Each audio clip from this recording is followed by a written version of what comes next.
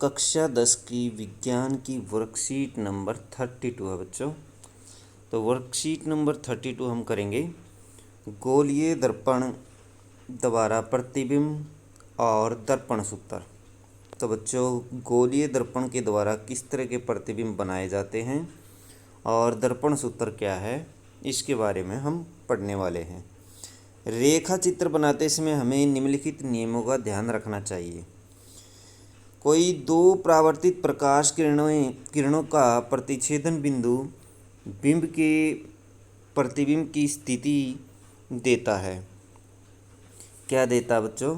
परावर्तित किरणें जो हैं जब क्रॉस कर जाती हैं, काट जाती है एक दूसरे को, ऐसे काट जाती हैं, तो बिंब के प्रतिबिंब की स्थिति, बिंब होती है वस्तु बच्चों, वस्तु के प्रतिबिंब की स्थिति का पता चलता है। जब यह क्रॉस करेंगी तब हमें पता चलता है कि प्रतिबिंब बन गया है।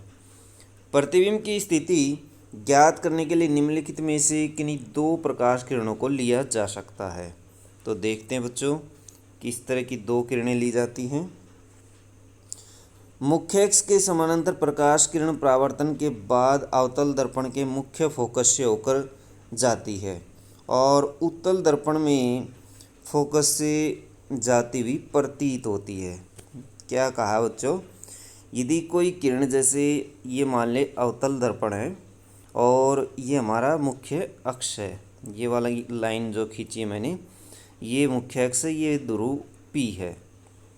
अब इन्होंने कहा कि मुख्य अक्ष के समानांतर कोई किरण, मान लेते कोई किरण ऐसे समानांतर चल रही है मुख्य अक्ष के, ये जब दर्पण से टकराती है और टकराने के बाद ये जब ऐसे गुजरती है तो ये हमेशा F से गुजरती है अथवा मुख्य फोकस से गुजरती है। ये मुख्य फोकस है तो मुख्य फोकस से ऐसे गुजर जाती है और गुजरती हुई प्रतीत होती है।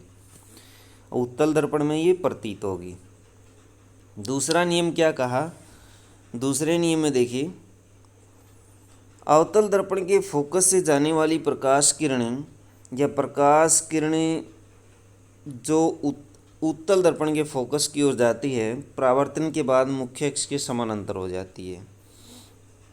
यदि कोई किरण मुख्य फोकस से गुजरती है, देखिए ये दर्पण मान लीजिए, ये मुख्य अक्ष है और इन्होंने कहा यदि कोई किरण मुख्य फोकस F से गुजरती है, मान लीजिए ये F है और इससे ये किरण ऐसे गुजर रही है, तो परावर्तन के पश्चात क्या होगा इस किरण का?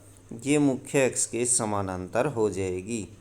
तो ऐसे समानांतर हो जाएगी बच्चों, इन्होंने ये बताया है। तो देख सकते हैं इस तरह से समानांतर हो गई है। नेक्स्ट देखिए, तीसरा नियम क्या है? अवतल दर्पण के वक्रता केंद्र से गुजरने वाली या उत्तल दर्पण के वक्रता केंद्र की दिशा में जाती हुई प्रकाश किरणें परावर्तन के बाद उसी पथ पर वापस आ जाती है। मान लीजिए ये दर्पण है, देखिए बच्चों ये दर्पण है और ये मुख्य अक्ष है, ये इसका फोकस है, ये इसका वक्रता केंद्र C है। कोई किरण मान लीजिए C से गुजरती है, ये C है, से गुजरती है। अगर C से जाती है तो वापस टकराने के पश्चात वो C से ही इसी पथ से वापस लौट कर आ जाती है। तीसरा नियम हमने देखा। चौथा नियम देखिए, अवतल दर्पण या उत्तल दर्पण पर बिंदु P अथवा दर्पण का ध्रुव की ओर तिरछी आपतित प्रकाश किरण तिरछी परावर्तित होती है। अगर तिरछी जाएगी तो तिरछी परावर्तित होगी। जैसे मान लीजिए ये दर्पण है, ये मुख्य अक्ष है, अगर ये इस तरह से तिरछी यहाँ पर P पर टकराती है तो परावर्तन भी ऐसा ही होगा, ऐसे जाएगी, ऐसे आएगी और इस तरह से ये जाएगी। तो देख सकते हैं ये मान लीजिए फोकस है, इसमें फोकस और C का कोई रोल नहीं होगा। आगे देखिए बच्चों, गोलीय दर्पण अवतल और उत्तल दो प्रकार के होते हैं। वस्तु की विभिन्न स्थितियों के लिए रेखाचित्र और प्रतिबिंब की स्थिति के लिए NCERT की पाठ्य पुस्तक का अध्याय 10 आप देख सकते हैं। अध्याय 10 में अवतल और उत्तल की सभी स्थितियों के लिए प्रतिबिंब की स्थिति दिखाई गई है। उससे हमें ये ज्ञात हो जाएगा कि यदि वस्तु कहाँ पर रखते हैं तो कहाँ पर प्रतिबिंब बनता है। मान लीजिए सी पर रखते तो सी पर बनता है, एफ पर रखते तो कहाँ पर बनता है। सारे इसमें प्रतिबिंब की स्थिति दिखाई गई है। दर्पण सूत्र क्या होता है, 1/f बराबर 1/v प्लस 1/u होता है। v क्या है बच्चों, पर दर्पण से प्रतिबिंब की दूरी v होती है। दर्पण से प्रतिबिंब की जो दूरी बनती है, जहाँ पर प्रतिबिंब बनता है, दर्पण और दर्पण के ध्रुव, मान लीजिए ये दर्पण का ध्रुव P है, P से सारी दूरियां मापी जाती है। P से देखिए, मान लीजिए प्रतिबिंब बच्चों यहाँ पर बनता है, तो ये P और प्रतिबिंब के बीच की दूरी V होगी। अब ये क्या कहते हैं, व्यू दर्पण से बिंब की अथवा वस्तु की दूरी है। यू क्या है, मान लीजिए वस्तु यहाँ पर रखी है, तो ये वस्तु की दूरी हो जाएगी यू। ये क्या हो जाएगी, यू। एफ क्या होती है, फोकस दूरी होती है। एफ फोकस दूरी होती है, यानी पी और एफ के बीच की दूरी जो होती है। मान लीजिए ये एफ है और ये पी है, दर्पण का ध्रुव। दर्पण के ध्रुव से एफ तक की जो दूरी होती है उसको फोकस दूरी कहा जाता है। इसको स्मॉल एफ के द्वारा दर्शाया जाता है, छोटे एफ के द्वारा दर्शाते हैं। एफ और आर में एक रिलेशन है। एफ बराबर होता है r/2 के, r/2 के, यानी त्रिज्या का आधा होता है। ये वक्रता त्रिज्या का आधा होता है एफ, यानी फोकस दूरी हम कह सकते हैं वक्रता त्रिज्या की आधी होती है। गोलीय दर्पण का आवर्धन, आवर्धन प्रतिबिंब की ऊंचाई और बिंब की ऊंचाई का अनुपात होता है। प्रतिबिंब की ऊंचाई h' होती है, बिंब की ऊंचाई, बिंब अथवा वस्तु की ऊंचाई h होती है, और m के द्वारा आवर्धन को प्रदर्शित किया जाता है। इसको हम ऐसे भी लिख सकते हैं, m बराबर -v/u, -v/u। महत्वपूर्ण बिंदु देखिए, m का मान ऋणात्मक है तो प्रतिबिंब वास्तविक और उल्टा होगा। m का ये मान यदि धनात्मक होता है तो प्रतिबिंब आभासी और सीधा बनेगा। आभासी और सीधे हमेशा मुख्य अक्ष के ऊपर बनते हैं और वास्तविक और उल्टे हमेशा मुख्य अक्ष के नीचे बनते हैं। कुछ प्रश्न दिए गए हैं बच्चों, ये देखिए। निम्नलिखित कथनों के लिए सही और गलत लिखिए। मुख्य अक्ष के समानांतर प्रकाश किरण परावर्तन के बाद अवतल दर्पण के फोकस से होकर गुजरती है।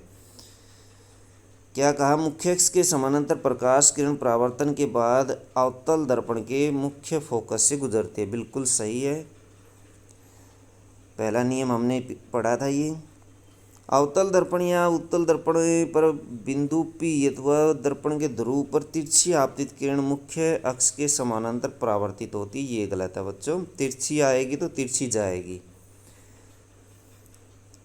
तीसरा पॉइंट देखिए, अवतल दर्पण के वक्रता केंद्र से गुजरने वाली या उत्तल दर्पण के वक्रता केंद्र की दिशा में निर्देशित किरण परावर्तन के बाद उसी पथ पर लौट जाते। ये सही है बच्चों। यदि गोलीय दर्पण की वक्रता त्रिज्या 40 सेंटीमीटर तो फोकस दूरी ज्ञात करें। बच्चों ऊपर दिया गया है, ये सूत्र दिया गया है, इस सूत्र को अप्लाई करेंगे यहाँ पर। तो ये अप्लाई कर दीजिए, एफ बराबर 40/2, 40/2, 2 से कट जाएगा तो 20 सेंटीमीटर फोकस दूरी आ जाएगी। तीसरा क्वेश्चन देखेंगे, अवतल दर्पण आभासी और आवर्धित प्रतिबिंब बनाता है, बिंब की स्थिति बताइए। अवतल दर्पण है, आवर्धित और आभासी प्रतिबिंब एक ही स्थिति में बनाता है यदि फोकस और ध्रुव के बीच में वस्तु को रखा जाए तो। क्वेश्चन नंबर 4 है, प्रतिबिंब की स्थिति C पर तथा बिंब के समान आकार की है तो बिंब की स्थिति बताइए। बिंब होती वस्तु, तो वस्तु कहाँ पर रखी जाए। वस्तु को भी यदि वक्रता केंद्र पर रखें तो C पर रखें तो C पर ही प्रतिबिंब बनता है। तो इसको याद रखें बच्चों, C पर रखेंगे तो C पर ही बनेगा। और C किसको कहा जाता है, वक्रता केंद्र को कहा जाता है। आगे देखिए, क्वेश्चन नंबर 5 है, एक वास्तविक प्रतिबिंब हमेशा उल्टा होता है। कैसा होता है, उल्टा होता है। तो बच्चों ये थी आपकी साइंस की वर्कशीट। वीडियो अच्छी लगे तो लाइक करें, हमारे चैनल को सब्सक्राइब करें।